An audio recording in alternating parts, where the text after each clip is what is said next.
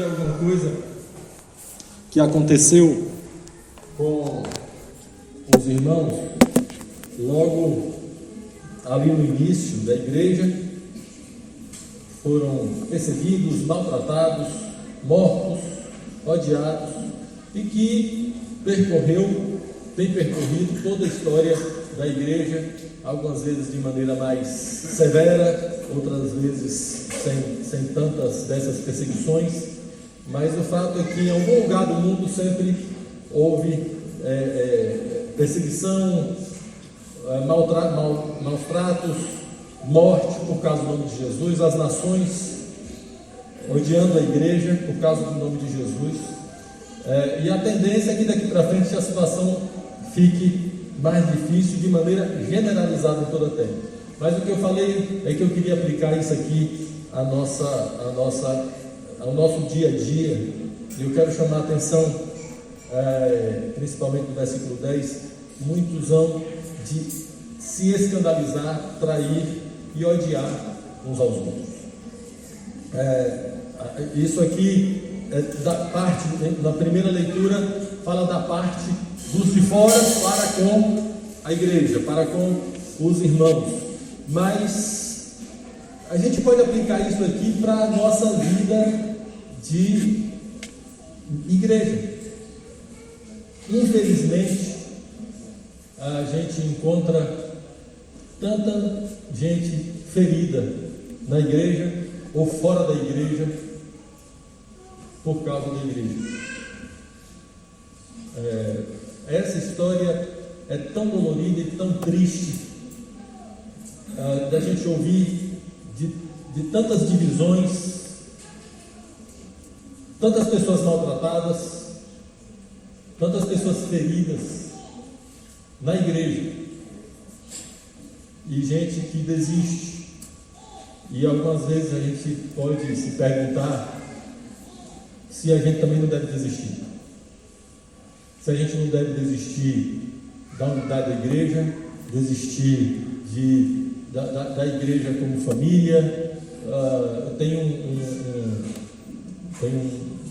um rapaz que andou muito tempo com a gente, hoje ele é um pastor, gente séria com Deus, não é pessoa torta, não, gente direita. Mas ele simplesmente acha que a gente não deve lutar pela unidade da igreja, que é assim mesmo, do jeito que está. E ele vive sozinho. Ele pastoreia hoje uma congregação. Ele desistiu. Ele é sério, mas ele desistiu. Versículo 10: neste tempo muitos hão de se escandalizar, trair e odiar uns aos outros. Isso aqui, na história da gente como igreja, e na história da gente aqui, já aconteceu. Escandalizar é tropeçar em alguma coisa ou em alguém. Alguém fez alguma coisa que fez com que o outro tropeçasse, caísse, e ficou caído. Traição e ódio. Quantas pessoas se odeiam na igreja? Quantas pessoas se dividem, começam a reunir lá na outra rua ou lá no outro bairro, e elas não se falam, e fazem a ceia lá e dizem somos um lá, e os outros fazem a ceia aqui e dizem somos um aqui. Outros não se separam, mas resolveram ficar fechados para não se ferirem de novo, e vivem desconfiados. Não quero mais abrir a minha vida, não quero mais que ninguém se meta na minha vida, e adotaram Jeremias 17,5 como o texto base da sua vida. Maldito o homem que confia no homem. E a pessoa então usa base bíblica. Olha, eu não confio em ninguém, porque a Bíblia diz: maldito o homem que confia no homem. Não confio em ninguém, não, eu não confio mesmo. Não confio mesmo. E o texto não está falando da gente viver viver como desconfiados, pessoas desconfiadas. O texto está falando quando Israel, ao invés de esperar em Deus e confiar em Deus, na guerra contra o inimigo que estava vindo, confiou em si próprio e no Egito. Foi procurar a sua solução não na oração, mas foi procurar a solução da sua vida, daquela situação de guerra, no mundo natural das pessoas. E em si próprio, o homem, nesse caso, o maldito homem que confia no homem, inclusive em si próprio. A pessoa que tem a segurança da sua vida em si próprio, porque eu sou capaz, porque eu sou inteligente, porque eu consigo fazer. Maldito esse homem que confia em si próprio, essa mulher que confia em si própria, ou aquele que a sua confiança está no seu emprego, nas suas condições financeiras, ou até uma empresa, ou uma pessoa. Aí sim, maldito homem confia no homem, mas não tem nada a ver com a gente ser gente desconfiada, fechada, que não se abre para os irmãos. Esse é um ponto que eu encontro nesse texto aqui, que a gente precisa perseverar. Não desista da igreja. Não desista dos irmãos. Não desista de viver como família. Não desista, não parta para uma vida de igreja somente de frequentar as reuniões, os cultos, de ter uma vida superficial. Não. A igreja em Cristo é o lugar da nossa comunhão, de ter tudo em comum, mas a gente vai ser tentado a desistir. Vamos perseverar, mas haverá traições, haverá escândalos e haverá ódio. A gente precisa estar preparado. Uma coisa que ajuda a gente a perseverar é não se colocar como vítima. A gente não é coitadinho, nenhum de nós é coitadinho, nenhum de nós é vítima. Uma vez tinha um pastor conversando com a gente e estava passando umas situações difíceis com a congregação e alguns irmãos agindo lá de uma maneira diferente com ele, e ele estava muito chateado, e ele disse então assim para a gente: eu não sei porque os irmãos estão fazendo isso, eu não merecia isso. E aquele negócio me chamou a atenção. Eu não merecia. É claro que com ele eu não falei assim na bucha, porque ele estava chorando, eu tinha que primeiro chorar com ele. Consertar o negócio a gente consertava depois. Então primeiro a gente chorou junto, eu entendi lá o sofrimento dele, mas depois a gente começou. E a pergunta é a seguinte: tá, mas o que é que eu mereço? O que é que eu mereço? Que eu saiba, eu mereço o inferno. Não é? Se Deus me jogar hoje no inferno, Ele está certíssimo. Ele continua sendo bom, continua sendo justo. Aliás, Ele estará sendo justo. Porque um filho de Adão precisa ir para o inferno. Porque o salário do pecado é a morte, e eu pequei. O que é que eu mereço? Eu mereço o inferno. E para onde eu estou indo? Eu estou indo para o céu. Eu estou no lucro, por causa de Jesus. Mas se eu sei que eu mereço o inferno, qualquer pessoa, por merecimento meu, não estou falando por merecimento de Cristo, por merecimento de Cristo, eu me escondo em Cristo, eu me arrependi, estou em Cristo. Em Cristo, sim, mas em mim mesmo, o que é que eu mereço? Eu mereço todo tipo de castigo. Então, se alguém olhar feio para mim, a pessoa está certíssima. Se alguém fizer careta para mim, ainda fez pouca careta. Se a pessoa não me convidar para o aniversário dela, ou para a formatura do filho, estará fazendo o que é justo fazer, porque eu não mereço ser convidado para o aniversário de ninguém.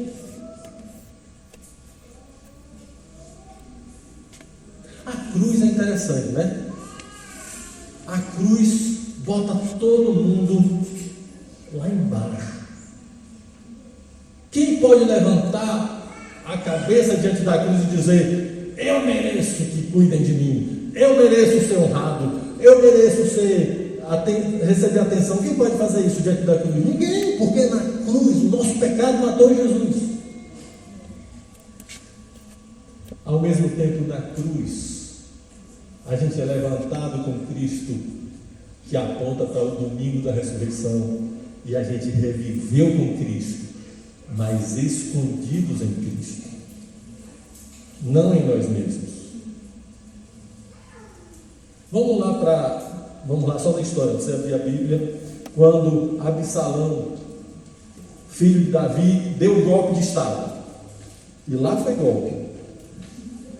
Ele ficava na entrada da cidade, atendendo o pessoal que vinha para se consultar com o rei. Ele ficava lá na entrada da cidade, atendendo o pessoal. Tu quer o quê? Minha rua lá precisa asfaltar. Aí o Absalão dizia: não precisa falar com o rei não, eu mesmo resolvo isso aqui. E aí tinha lá os meios dele, e aí conseguia mandar asfaltar a rua. Tá precisando lá de tal coisa, não precisa falar com o rei não. Eu sei que ele conseguiu conquistar o povo, e aí daqui a pouco ele deu o golpe e Davi teve que fugir. O seu próprio filho tinha traído ele. Ele teve que fugir, e aí nessa fuga, com os generais dele, com o pessoal que foi fiel a ele, estava fugindo ali num determinado lugar que tinha assim uma ribanceira, tinha um montezinho assim, e lá em cima estava o pessoal, e tinha um homem lá em cima chamado Simei, e Simei ficava fazendo o seguinte, do jeito que a gente fala lá na família da gente, e entre alguns também lá em Salvador, fala assim: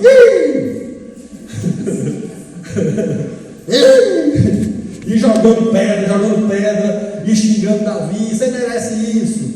E Simei estava ofendendo Davi. E aí Davi tinha um general lá com ele, eram os valentes de Davi, que os homens eram meio brutos. E aí um deles falou assim para Davi: o senhor quer que eu arranque a cabeça desse cachorro morto? Aí Davi disse: não, porque talvez tenha sido Deus que mandou ele fazer isso.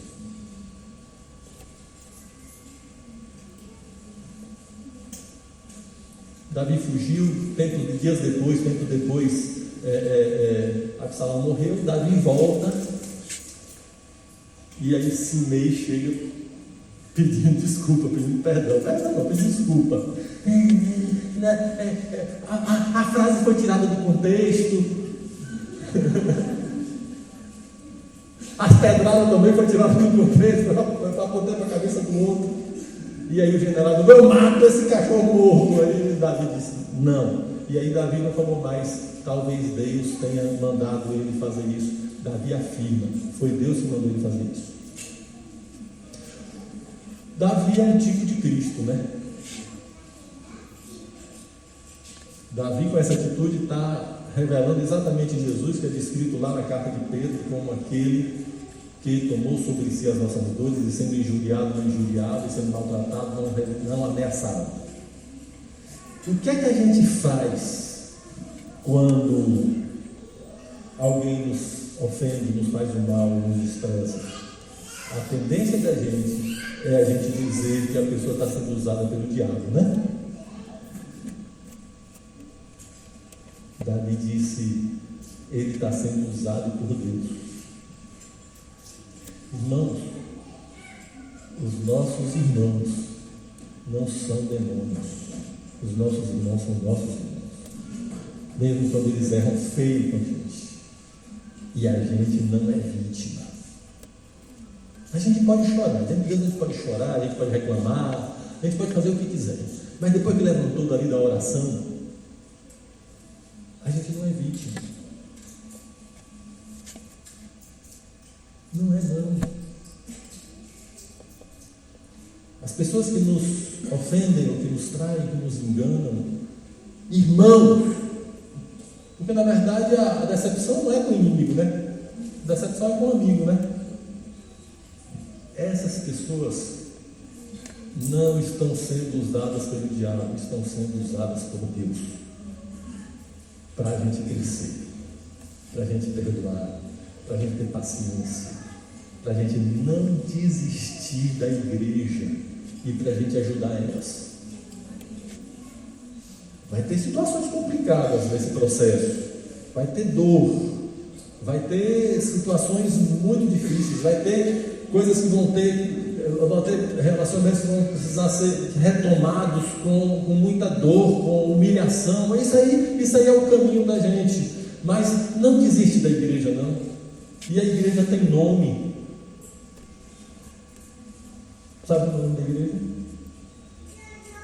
É Alcione, Aldeci, Denise, Janei, Irani. A igreja, o nome da igreja é o nome do meu irmão.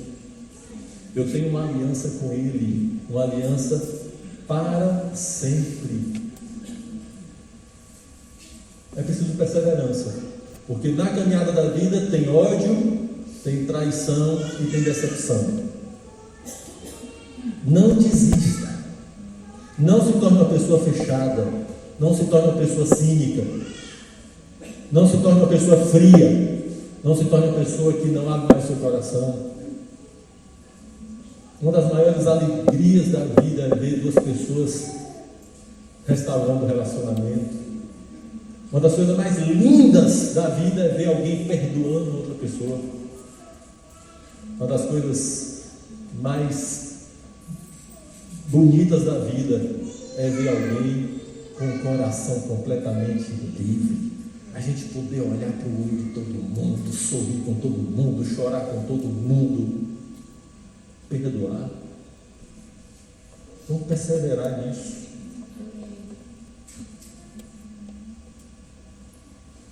Há muitos anos atrás, eu entendi, passamos por uma situação que a gente pode resumir como abandono por parte de uma pessoa que deveria, humanamente falando, nos atender. A gente merecia aquilo? Merecia. A gente merece o inferno. Quando a gente sabe o que a gente merece, a gente não cobra nada. Nós somos devedores, o devedor não cobra.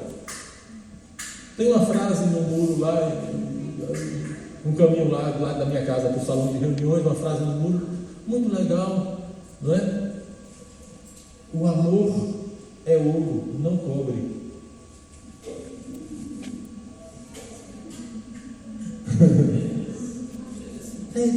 Que frase!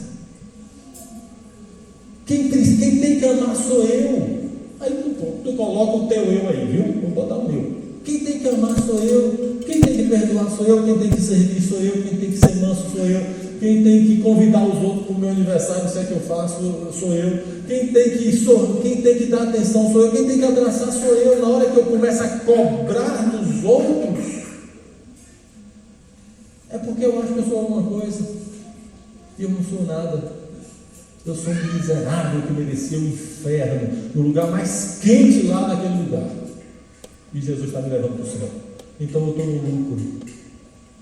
Eu estou no lucro. É claro que isso não significa que a gente vai ser frio, que não vai sentir a dor das coisas. Vai, mas aí é que entra a perseverança no perdão, a perseverança em andar com o irmão. Não se torne uma pessoa fria. Não se torne uma pessoa superficial com os irmãos. Não se torne uma pessoa fechada. Não desista. Persevere. Próximo versículo é o versículo 11. Levantar-se-ão muitos falsos profetas e enganarão a muitos. A gente precisa perseverar em crer que Deus é Senhor sobre a igreja e sobre a história. Por quê? Porque se levantam muitos falsos profetas e muita gente que vai enganar os outros. Aí a gente pode chegar naquela situação de Elias, que eu falei ontem. Elias, o profeta que fez fogo descer do céu, que mandou e não choveu, orou e não choveu, depois orou e choveu, e logo depois e matou aqueles profetas de Baal todos. Logo depois ele recebe uma sentença de morte por parte de Jezabel, e Elias foge, depressivo, pede para morrer. E uma das queixas de Elias é a seguinte: só fiquei eu. Não tem mais ninguém fiel, não tem mais ninguém que ame, não tem mais ninguém que pregue o evangelho puro, não tem mais ninguém que seja paciente, não tem mais ninguém sério no evangelho, não tem mais ninguém, só fiquei eu. Talvez Elias pudesse fazer isso, eu não quero condenar Elias, mas não é muita petulância qualquer um de nós falar assim? Só fiquei eu, só eu sou fiel. Agora me parece que esse sentimento passa na cabeça de todo mundo, né? E a gente então se cansa e começa a desprezar a obra de Deus, a igreja, e a gente pensa que nós somos os únicos santos. Não deixa isso ficar no teu coração. Eu acho interessante a maneira como Paulo escreve para os irmãos, e ele escreve, por exemplo, para a igreja em Corinto, e ele escreve dizendo: todas as vezes que eu me lembro de vocês nas minhas orações, eu dou graças a Deus. Aí depois ele começa a falar com o pessoal assim: ó, vocês aí estão brigando, vocês estão fazendo partido na igreja, eu sou de Paulo, eu sou de Apolo, eu sou de Cefas, eu sou de Cristo. Vocês aí tem um cara que tem um caso com a madrasta e vocês não tomam providência nenhuma. Vocês aí estão disputando por cada pedaço de terra e indo diante dos juízes do mundo para julgar entre vocês. Eu estou falando pedaço de terra só como exemplo. Estavam brigando lá por algum motivo. Vocês aí na hora da ceia, que tem a refeição antes, os ricos ficam comendo lá escondido dos pobres, escondendo a comida e come logo para os pobres famintos não virem comer também. Vocês desprezam a igreja de Deus. E Paulo baixa o porrete naquela igreja e diz: todas as vezes que eu me lembro de vocês, eu dou graças a Deus. Ó, Paulo, resolva. Mas aí lá em outro parte ele diz assim: nós não conhecemos mais a ninguém segundo a carne, mas segundo o Espírito. Esse nosso olhar para os irmãos não pode ser o olhar de Elias, tem que ser o olhar de Paulo. O olhar de Elias é assim, ó: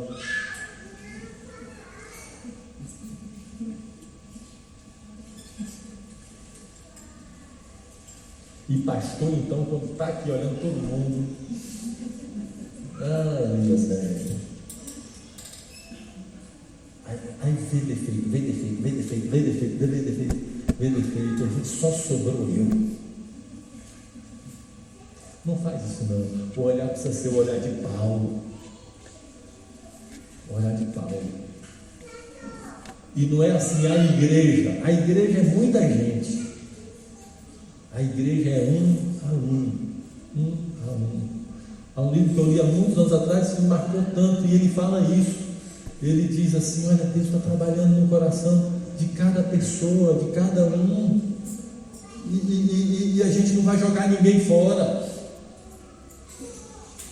E ele diz, esse escritor fala que tinha aquela irmã que ficava lá, ele pregava, aquela irmã ficava sentada lá todo culto, ficava lá, e não fazia nada, a irmã não trabalhava, não evangelizava, a irmã não orava direito, a irmã não fazia nada, trabalhava. E ele ficava chateado com aquela irmã, agoniado com aquela irmã, agoniado, até que anos depois, aquela irmã sentada ali, naquele mesmo lugarzinho, porque o pessoal tem lugar marcado, nas reuniões, então ficava sempre naquele lugar. Um dia aconteceu alguma coisa na vida da irmã, e a irmã teve uma experiência com Deus, a vida dela mudou, começou a frutificar.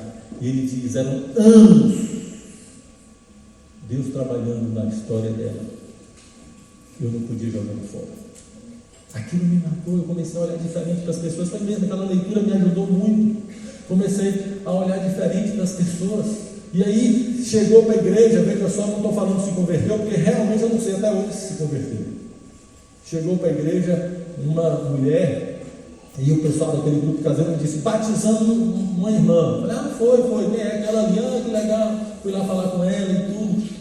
Passaram lá 1 mês, 2 meses. E aí um dia ela estava por lá pelo local de reuniões, eu estava também, eu chamei ela de lado assim e falei com ela, e aí, agora você se batizou, não foi? Foi sim, que bom. Aí eu dei assim iniciei a frase para ela continuar e falar da alegria dela por ter os pecados dela perdoados. Eu disse, que bom, né? Jesus perdoou os teus pecados, né? Sim, isso é uma maravilha, né? Mas eu não tinha pecado, não. Aí eu falei, quem foi que batizou essa mulher? Ela tudo bem, eu quero ver a pessoa que batizou ela. Não tem, não, eu sempre tive Deus na minha vida, assim. Sempre tive Deus na minha vida. E agora eu vim na igreja. Aí eu não sabia mais o que conversar. Eu não vou agora evangelizar essa mulher aqui, a conversa não foi para lugar nenhum, eu saí dali com a raiva daquela mulher. Sério. Mas tem que confessar, né? É chateado com a mulher, porque a mulher está dizendo que não tem pecado. Meu Deus do céu, o pessoal batizou essa mulher. Aí eu fui conversar com o pessoal que batizou, não, ela está aí, não, é porque ela é assim mesmo, não tá bom. Aí eu vi aquela irmã, eu pregava e olhava ali para ela, assim, me dava uma agonia. Meu Deus do céu, essa mulher está aqui, olhando para mim, eu pregando aqui, eu me acabo de preparar a palavra, eu oro para Deus abençoar. Essa mulher fica olhando para mim aqui, eu pregando, e a mulher está ali sem pecado.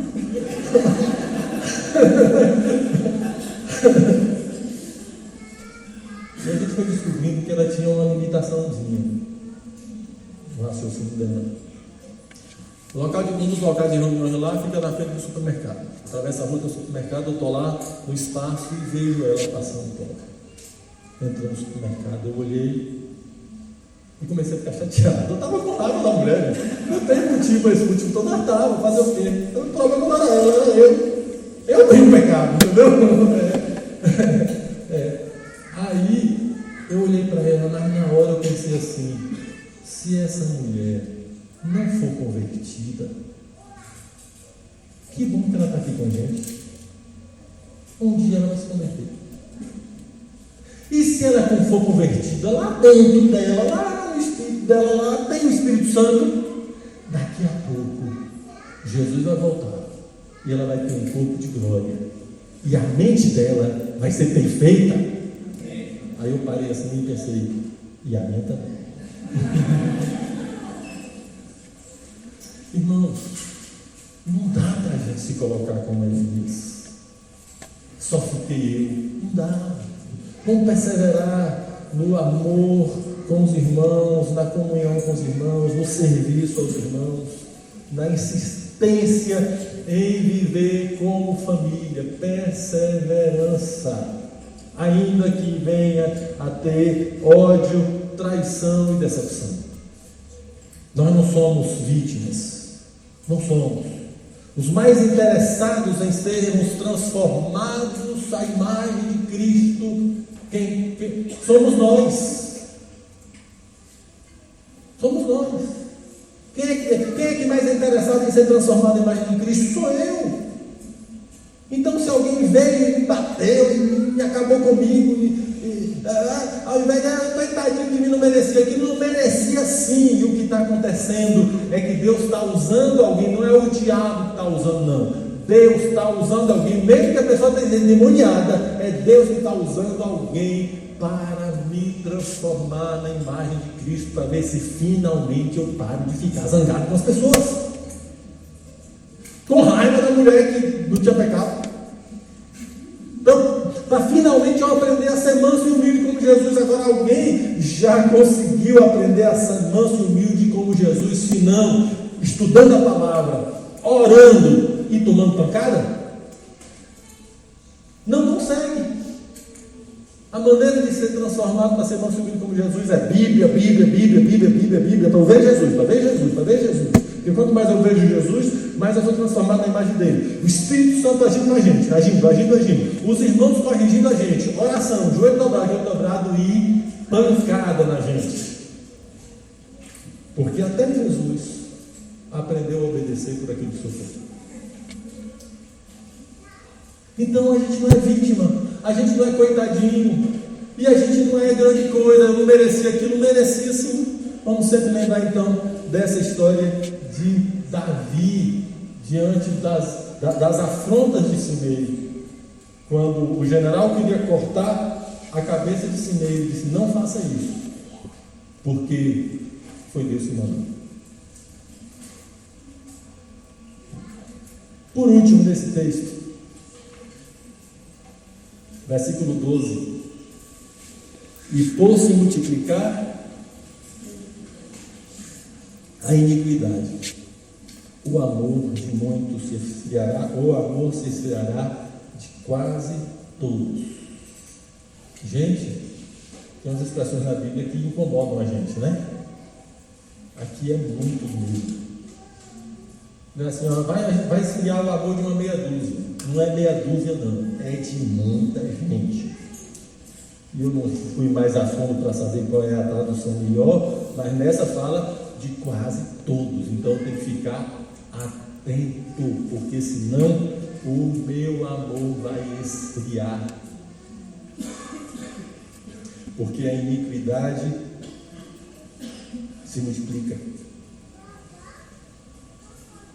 Estou falando escatologicamente, né? Futuro, mas estou aplicando aqui agora para a nossa experiência, nosso dia a dia. Tem época da vida da gente que a iniquidade se multiplica em volta da gente. Tem época da vida da gente que acontece. Eu queria que vocês abrissem o Salmo 73.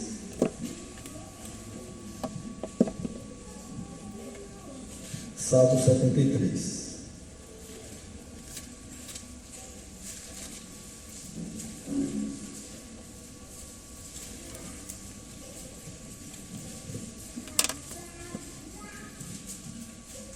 Verdadeiramente, bom é Deus para com Israel, para com os limpos de coração. Amém? Esse primeiro versículo é maravilhoso. A gente diz amém para ele, né?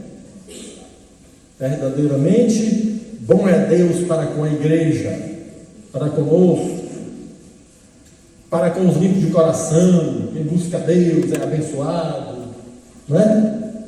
Aí vem o versículo 2: quanto a mim, os meus pés quase que se desviaram, pouco faltou para que se escorregassem os meus passos, pois eu tinha inveja dos soberbos, ao ver a prosperidade dos ímpios. Deus é bom? Amém. Deus é bom para com Israel e com a igreja? Amém. Deus é bom para com os limpos de coração? Amém. Mas quem está prosperando são os ímpios. Aí o cara começa a dar um nó na cabeça. Aqui no versículo 4, ele diz: porque não há apertos na sua morte, mas firme está a sua força, a força dos ímpios. Eles estão fortes. Eu me lembro, eu estava recém-casado, eu sempre tive depois eu fiquei mais forte um pouquinho, mas eu sempre fui meio frágil de saúde, eu estava lá muito mal e saí andando lá, todo me arrastando para ir numa farmácia. Cheguei lá na farmácia para comprar um remédio, lá na farmácia tinha um bar e tinha uns caras lá enchendo a cara e fazendo festa. Eu voltei revoltado para casa. E falei para Deus, eu nunca fumei, nunca bebi, nunca fiz nada, estou aqui acabado. Os caras estão ali, essa história aqui. As comparações que a gente faz com a prosperidade daqueles que não servem a Deus. Versículo 5: não se acham em trabalhos como outra gente, nem são afligidos como outros homens, pelo que a soberba o cerca como um colar, verte-se de violência como de um adorno.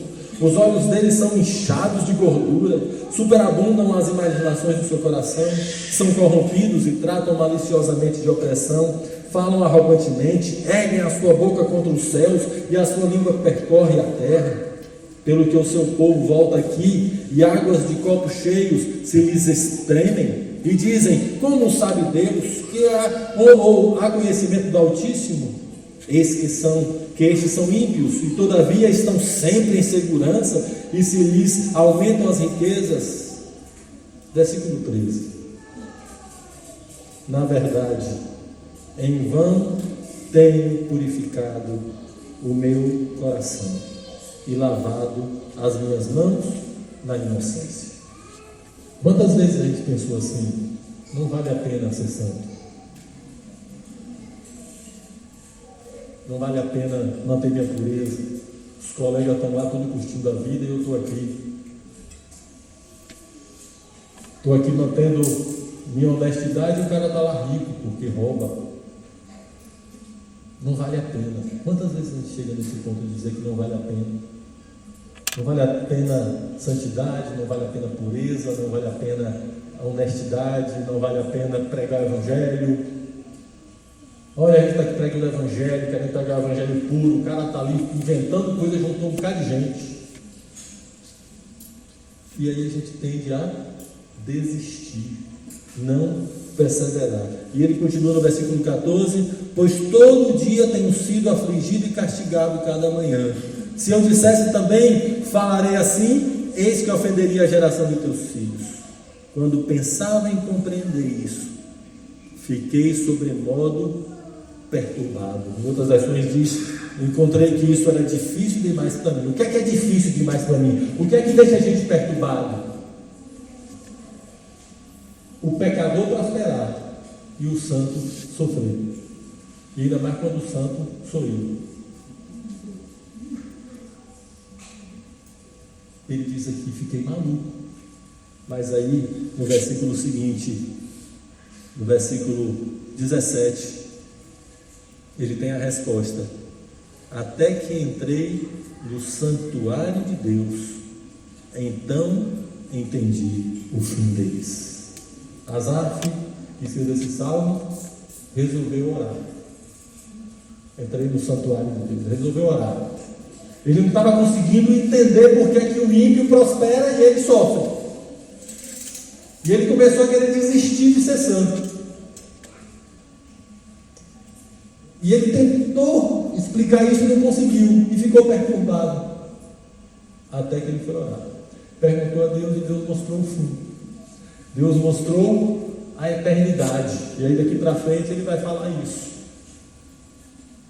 Se a gente não colocar os olhos da gente na eternidade, nós não vamos conseguir perseverar. O olhar da gente precisa estar na volta de Jesus o tempo todo. O tempo todo. Eu fico com pena quando eu vejo alguém pegar um texto bíblico que fala de uma coisa tão grande e reduzir para a nossa vida aqui na terra. Por exemplo, aquele texto de Efésios que diz que Deus é infinitamente, Deus é poderoso para fazer infinitamente mais do que pedimos ou pensamos. É claro que isso se refere a qualquer pedido e a qualquer pensamento. Claro que Ele é poderoso para responder muito mais. Se eu peço uma bicicleta, Ele é capaz de me dar uma motocicleta. Se eu peço uma motocicleta, Ele é capaz de me dar um carro. Se eu peço um carro, Ele é capaz de me dar um avião. Se eu peço um avião, Ele é capaz de me dar um foguete para ir para a lua. Claro, é mesmo. Mas o texto não está falando disso. O texto está falando do projeto de Deus para a gente como igreja. É muito pequeno eu pegar isso da Bíblia que Deus, não é? Eu estou pedindo aqui porque eu estou precisando de uma camisa nova. Senhor, o Senhor é poderoso para me dar infinitamente mais. Em vez de só uma camisa, o Senhor vai dar 100 camisas. Ele pode entupir teu juízo de camisa. Mas não é isso que o texto está falando. Isso é muito pouco. Aquele que está em Cristo só para essa vida é o mais miserável dos homens. O texto está falando do projeto de Cristo e a igreja. Efésios está falando disso. Coloca a tua cabeça na glória. Coloca a tua cabeça na volta de Jesus. Fica pensando na volta de Jesus. Fica pensando como é que vai ser. Tu não vai conseguir imaginar nem 1%, mas não importa. Fique pensando. Fique pensando. Fique pensando na grandeza, uma multidão que ninguém pode contar. E a glória de Cristo. Vai para os textos bíblicos que falam da volta de Jesus. Ele é poderoso para fazer infinitamente mais do que a gente pensa sobre a igreja. Coloca o teu coração na eternidade. Foi isso que Deus falou aqui com Asaf, quando Asaf foi orar. Deus começou a mostrar qual era o fim, a perdição daqueles homens ímpios. E aí ele encontrou um equilíbrio na vida dele. Olha, Asaf disse: se fosse um de nós, vou mais pregar não, vou mais orar não. Talvez muitos de nós aqui já tenham falado isso, né? Também não vou mais orar, vou mais pregar não, vou mais discipular não, vou mais perdoar não, vou mais servir não.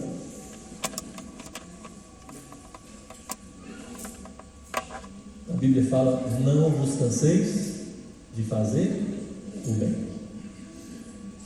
Perseverança na obra.